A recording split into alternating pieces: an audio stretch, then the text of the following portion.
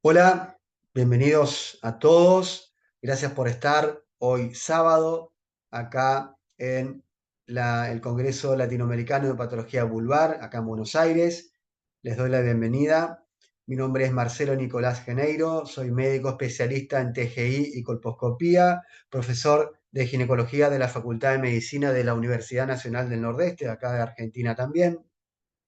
Y soy ex médico del sector de TGI y colposcopía del Hospital Julio C. Parrando de Resistencia Chaco, lugar en el cual me desempeñé por más de 25 años, y miembro de la Sociedad Argentina de TGI.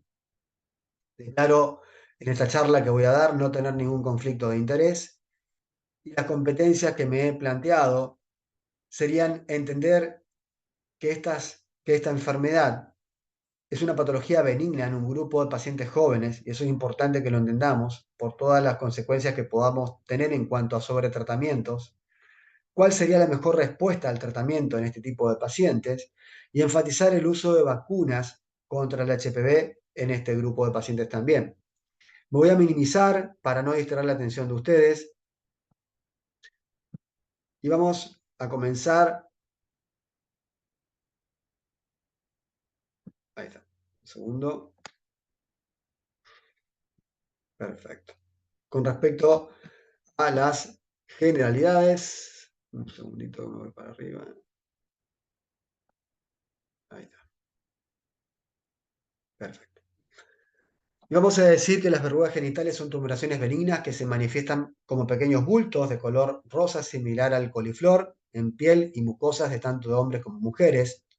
Están causadas por el virus del HPV, el tipo 6 y el 11 en un 90%, y que alrededor de 30 millones de nuevos casos se diagnostican por año en el mundo. Sin embargo, los datos de una incidencia por país y las estimaciones de prevalencia varían mucho según la población estudiada y el diseño de estudio, puesto que si uno realiza estos trabajos en clínicas ginecológicas o clínicas de TGI o a nivel de la población general, vamos a tener diferentes números estadísticos. Estas infecciones son autolimitadas y la coinfección con genotipos de alto riesgo es en un mínimo porcentaje, pero siempre existe y también es posible, como dice la diapositiva, ¿no? Muy bien. Transmiten a través del contacto directo.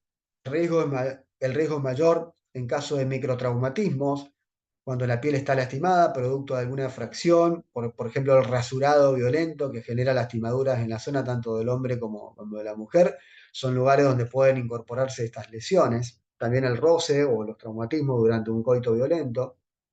Por lo general, se requieren múltiples sesiones de tratamiento y esto es importante que el paciente lo sepa. También el fracaso terapéutico, hay que hacerle ver al paciente que existe la posibilidad que con una sesión no se eliminen las verrugas y que la tendencia a que vuelvan a salir otras es elevada, que las verrugas pueden remitirse solas sin ningún tipo de tratamiento en meses o años y que el 30% va a pasar a la cronicidad, y eso se debe a la tolerancia del sistema inmunológico innato. Todo paciente con verrugas genitales debe ser investigado por otras ETS. Acuérdense que una infección de HPV es considerada una infección de transmisión sexual, por lo cual cuando tenemos una, debemos investigar a las demás, como ser una exploración general, oral y anogenital detallada, evaluar serologías para sífilis, HIV, virus de la hepatitis C y la hepatitis B, y localizar a los contactos de los últimos 6 meses, los contactos sexuales. Informar sobre medidas preventivas, evitar conductas de riesgo y usar siempre el preservativo, aunque disminuya el riesgo, es importante su uso. Fíjense en la prevalencia, se estima que el 90% de las personas serán infectadas por el HPV durante toda su vida, y estos son datos de la Organización Panamericana de la Salud. Entre el 5 al 10% de las personas tendrán un episodio de verruga genital a lo largo de su vida, que se desarrollan poco después del inicio de las relaciones sexuales, alcanzando su pico máximo de incidencia entre los 20 y los 24 años de edad. Fíjense estas pacientes infectadas por HPV. El 1% de pacientes inmunocompetentes van a desarrollar condilomas. El 2% de pacientes trasplantadas también van a desarrollar condilomas. Pero en pacientes HIV positivos, que están inmunodeprimidos, el 12% van a desarrollar condilomas en aquellos que adquirieron la infección por HPV. Dijimos que el 90% son ocasionados por los serotipos 6 y 11.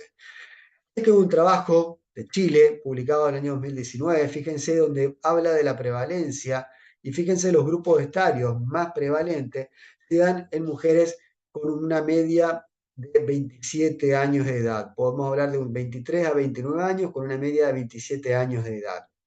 Las mujeres fueron más jóvenes que los hombres en el grupo con verrugas genitales en cuanto se presentaron los síntomas, y la distribución por edad, el rango, se da entre los 20 y los 30 años con un predominio en el sexo femenino.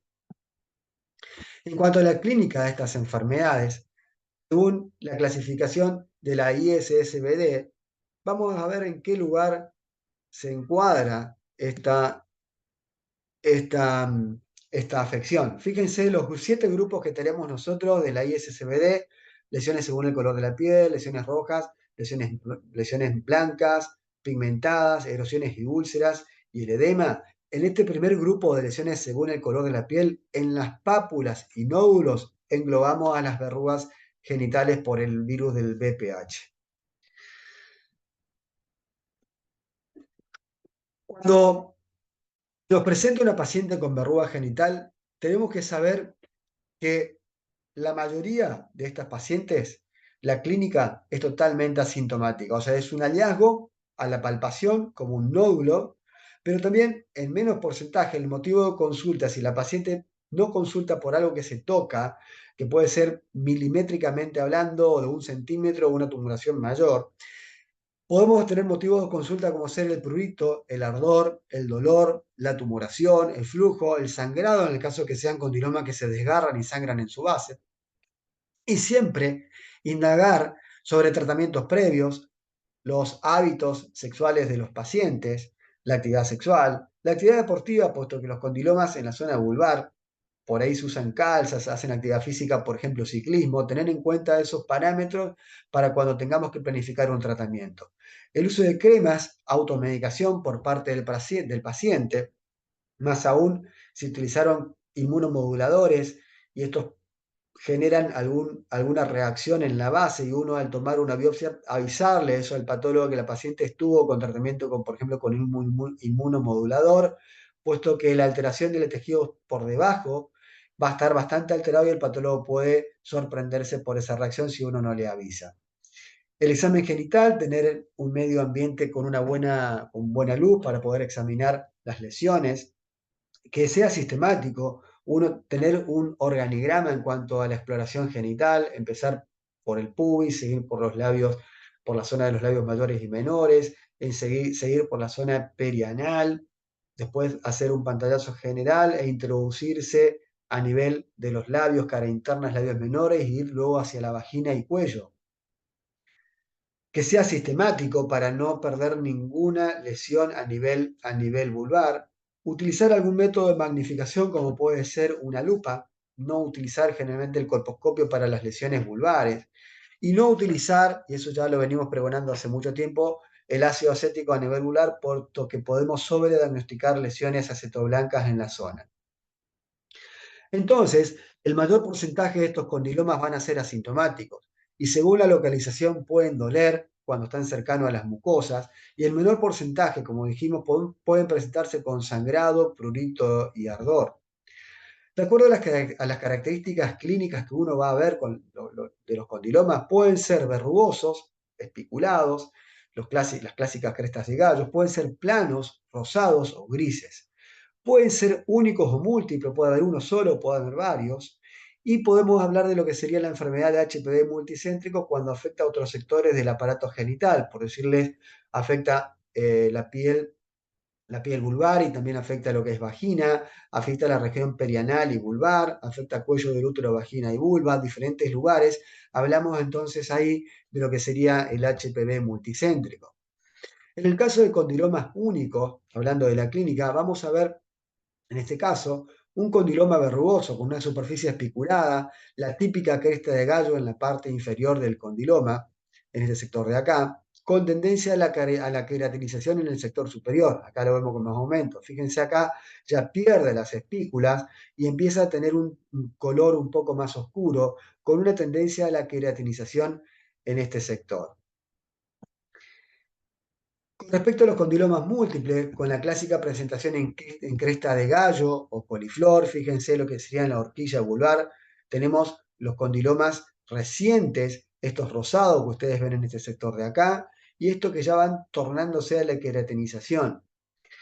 Eh, Fíjense, van tornando su color un poco más oscuro cuando van pasando a la cronicidad y van perdiendo las crestas para transformarse en condilomas perlados debido a la queratinización de los mismos. Acá tenemos otra imagen de condilomas a nivel de la horquilla vulvar. Fíjense cómo ya tienen prácticamente una queratina bastante gruesa, muy similar a lo que sería la piel. Y esto es importante tener en cuenta en el momento del tratamiento para la elección de un tratamiento. También vamos a tener asociación, por ejemplo, condilomas múltiples asociados a condilomas recientes, condilomas crónicos que serían los perlados. Fíjense en la zona perianal, en el sector de acá abajo, la asociación que hay de estos condilomas recientes en este sector o este que está acá, con estos que están en este sector de acá, que serían un poco más crónicos, perlados, con más queratina en la superficie, por lo que sería un poco más dificultoso el tratamiento. Fíjense esta paciente es de la semana pasada, que se presentó a la consulta con condilomas múltiples, donde se ve asociación de condilomas recientes y condilomas crónicos. Estos serían los condilomas crónicos, fíjense, con características ya prácticamente similares a la piel. No hay la clásica cresta de gallo, no están con esas espículas sobre que uno diría, bueno, estos van a responder fácil a un tratamiento. Y sin embargo, en esta sección, en este sector acá abajo, vemos la clásica cresta de gallo, condilomas recientes en todo lo que sería la horquilla vulvar. Esta asociación se suele dar y es importante que ustedes planifiquen un tratamiento de acuerdo a los tipos de condilomas que vamos a tener, puesto que estos condilomas perlados son los que más van a tener dificultad para un tratamiento, los que no tienen las espículas, y en cambio, estos, los condilomas recientes, los rosados, los que tienen las espículas, son más fáciles de responder a los tratamientos tópicos locales, por ejemplo, con el ácido tricloroacético. Fíjense los condilomas múltiples vulvares pigmentados. En este caso tenemos una paciente en donde toda la vulva está hiperpigmentada y el color de los condilomas también van a verse con esas características de hiperpigmentación. En este tipo de pacientes, en este tipo de vulvas con este color, los condilomas prácticamente pasan a la cronicidad un poco más rápido. Fíjense que ya pierden la característica de la cresta de gallo, acá lo vemos, y están cubiertos de una queratina bastante fuerte, por lo que el tratamiento acá deben considerar en hacer asociaciones de tratamiento o hacer eh, un poco tratamientos físicos. En estos casos, iba a decir las palabras un poco más agresivos, pero no es la palabra, sino implementar tratamientos aplicados por el médico, como vamos a ver luego, como serían la resección o la electrofulguración. Fíjense estas características de los condilomas múltiples en lo que serían los rosados, condilomas rosados y los condilomas pigmentados. Fíjense, la superficie es lisa, sin espículas en ambos lados. Los hiperpigmentados que están acá a la derecha tienen más tendencia a la cronicidad, tienen más queratina, puesto que no van a responder fácilmente a lo que sería el ácido tricloroacético. En cambio, estos de acá son rosados con una piel muy, muy adelgazada, por lo que podrían responder a asociaciones con imiquimod y tricloroacético. Unas palabras en cuanto a condilomas a nivel vaginal. Fíjense en esta paciente, tenemos condilomas en las paredes vaginales, con coexisten, perdón, con condilomas a nivel cervical. Si vemos en el fondo, se ve el cuello del útero, en este sector de acá, con condilomas a nivel de la superficie cervical. Siempre que uno tenga dudas, siempre es bueno tomar una biopsia. En el caso de que existan dudas, no en estos casos que son condilomas típicos, pero existe alguna duda o tenemos alguna indicación como podrían ser pacientes inmunodeprimidos, en caso de hacerlo, es necesario realizar la misma infiltrando con lidocaína lo que sería en la piel que está bien por debajo de los condilomas, tratando de realizar lo que sería una hidrodisección para tratar de separar los planos que están por debajo. ahí no habría ningún problema en tomar una muestra para que se separen los vasos, más que nada, para evitar tener sangrados innecesarios, tener que dar puntos innecesarios en este tipo de patología. Entonces acuérdense de hacer lo que sería una hidrodisección con un aboncito de lidocaína, se levanta un poquito más el condiloma y uno podría tomar la biopsia sin ningún problema en este tipo de pacientes.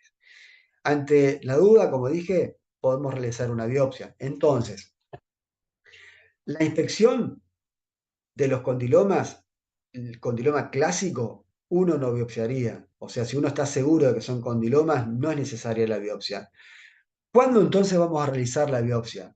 Cuando existe una duda diagnóstica o asociación de los cambios dérmicos, cuando ustedes ven que en la base estos condilomas no tienen la misma regularidad de coloración con el resto de la piel que se extiende por fuera de los condilomas. Sobre patología previa, cuando los condilomas asientan en patología previa como ser una distrofia vulvar, el líquen, el vitiligo, es necesario tomar una biopsia. En lesiones que sean hiperpigmentadas o hipopigmentadas, en lesiones duras, fijas, ulceradas o sangrantes, también deberíamos tomar una biopsia de los mismos. Cuando no responden a los tratamientos que uno implementa, también deberíamos hacer una biopsia. Y en pacientes inmunodeprimidos, porque siempre pueden coexistir con lesiones por debajo de la base del condiloma. Lo mismo a nivel cervical, no es tema de la charla de hoy, pero si tenemos la imagen de un típico condiloma a nivel del cuello del útero, acuérdense que en la base de los mismos pueden asentar lesiones. Por eso es de buena práctica tomar una biopsia no solamente de la cresta, sino de la base del condiloma, porque es así, es en ese lugar donde pueden asentar lesiones mayores a nivel cervical. Entonces, una vez que tomamos la biopsia, nos pueden informar todas las características de benignidad desde el punto de vista histológico. Fíjense, para destacar, vamos a encontrar que existe lo que sería una hiperkeratosis, el halo perinuclear clásico de la infección por HPV, que es el coilocito, las mitosis normales, en algunos raros podemos ver algún tipo de mitosis confinada al tercio inferior del epitelio. Pueden haber binucleación, pero es la división normal de las células. Y en el caso que hagamos una inmunohistoquímica, una técnica de P16 en estos pacientes, vamos a encontrar que la misma es negativa. Vamos a ver que la tinción prácticamente es en parches, como dice acá, y no en bloque como debería ser para una P16 positiva.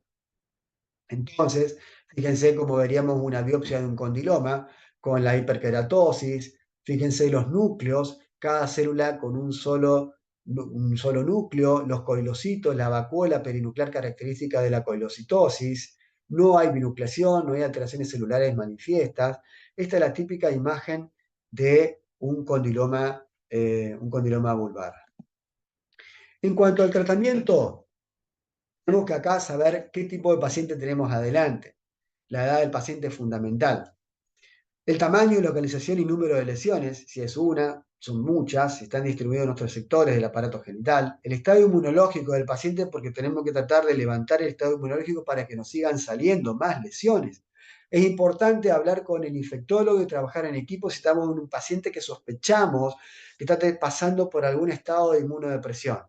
Pacientes que tienen bajo peso, menos de 50 kilos, pacientes que tienen alguna alteración inmunológica y que ustedes puedan detectar otro tipo de patologías, siempre trabajar en equipo con el inmunólogo o el infectólogo a fin de descartar otras patologías. Fíjense en la infancia, el embarazo, la preferencia del paciente en cuanto a tratamiento que quiere decidir, la experiencia del médico en los tratamientos que va a implementar, el costo y disponibilidad del mismo, la eficacia, hablar de la recidiva en este tipo de pacientes y los efectos adversos y la toxicidad de algunos medicamentos. Fíjense, lo que dice el CDC en cuanto a tratamiento. Enfoca su tratamiento dentro de aquellas terapias que son aplicadas por el paciente y aplicadas por el médico.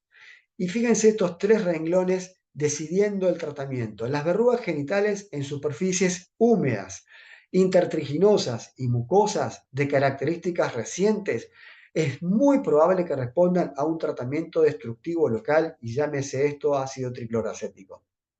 Las verrugas pediculadas, las que tienen prácticamente una base muy, muy delgada, son fáciles de extirpar con una decisión a bisturí en la interfase de la verruga con la piel y se puede dar un puntito o simplemente colocar un poquito de solución de Monsel para evitar el sangrado.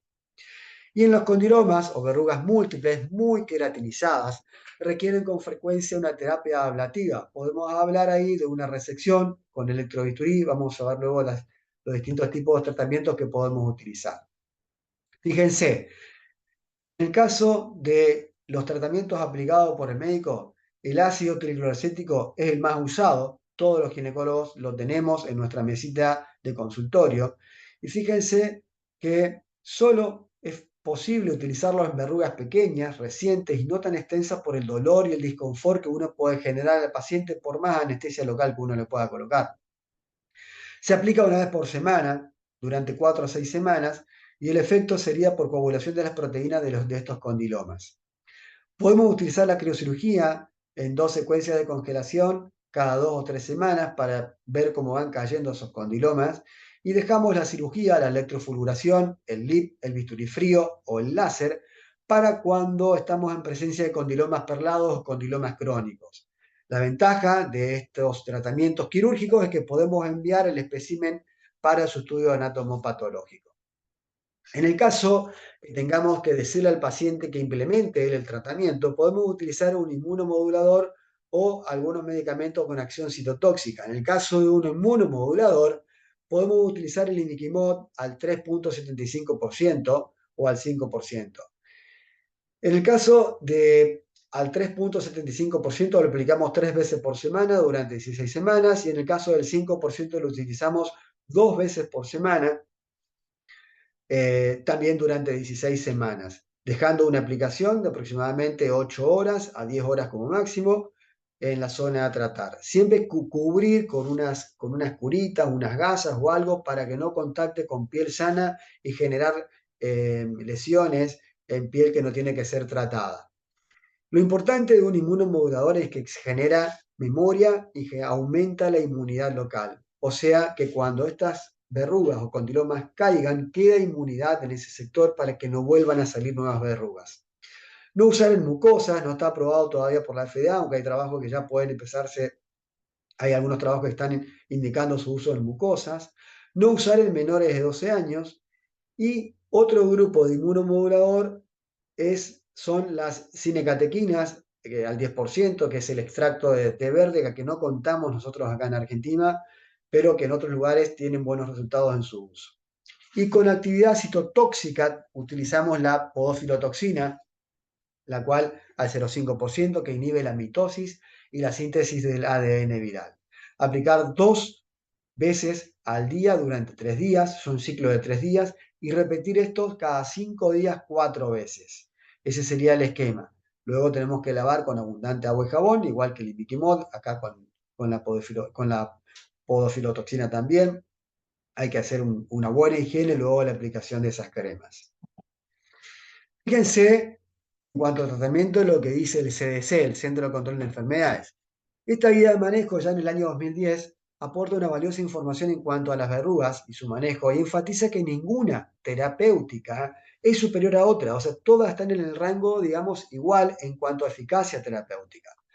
La mejor forma de asegurar el éxito es tener diferentes opciones terapéuticas, no solamente quedarse con una y saber usar una, sino tenemos que utilizar varias con el fin de adaptar cada tratamiento a un paciente en particular basándose en la presentación clínica, como dijimos, condilomas crónicos responderían mejor a este tipo de tratamiento y condilomas recientes a este otro tipo de tratamiento. Y recordar que el porcentaje de regresión es relativamente alto y alcanza un 30% sin tratamiento en este tipo de pacientes.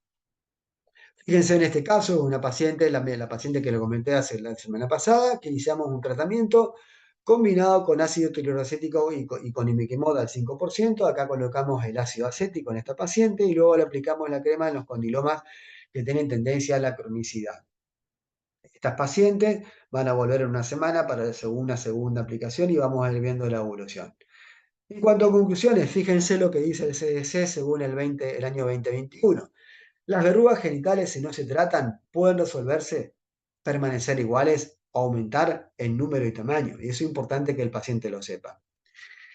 Bien, saber que los virus que provocan las verrugas genitales no son los mismos que provocan el cáncer. Y eso es importante de transmitir al paciente, porque los pacientes tienen una cancerofobia y hay que quitarles eso de la cabeza a este grupo de pacientes. No necesitan pruebas de PAP con más frecuencia que otras mujeres, aquellas que tengan condilomas vulvares, ya que son ocasionados por los virus de bajo riesgo. Se tiene que seguir el mismo esquema según la población general. No se puede determinar el momento de adquisición de HPV, o sea, no podemos decir cuánto tiempo hace se infectó, ¿tá? Puesto que la paciente pudo haber adquirido la infección mucho tiempo antes, años, y con una disminución del estado inmunológico, estas lesiones pueden empezar a salir en estos pacientes. Como dice la diapositiva, pueden aparecer meses o años luego de adquirir el virus. El tratamiento no cura el virus, lo único que hacemos es tratar las verrugas y fíjense que la mayor tasa de recurrencia de estos condilomas se da de entre los 3 meses posteriores al tratamiento de las mismas. El HPV puede permanecer presente y transmitirse incluso aún luego de haber desaparecido las verrugas. Se habla de hasta 6 meses, por lo que hay que tener prioridad en cuanto a las medidas de prevención y el uso de preservativo. Y con respecto a las vacunas, hice un apartado aparte, el cual fíjense este trabajo australiano en cuanto a vacunación contra el HPV. Fíjense en este trabajo, un metaanálisis muy grande, vieron una reducción del 58% de las verrugas genitales en mujeres vacunadas y una disminución del 45% de verrugas en los hombres heterosexuales.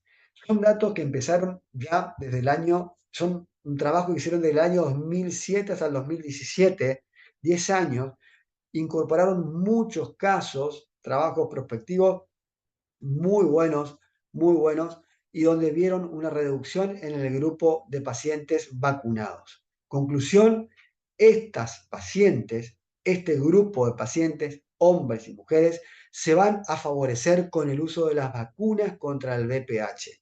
Lógico, lo ideal sería que estén vacunadas antes del inicio de relaciones sexuales. Acuérdense, el esquema ya aparece a los 9 años de edad, hasta los 26 están los calendarios, y es importante que estas pacientes estén vacunadas para evitar la aparición de estas verrugas.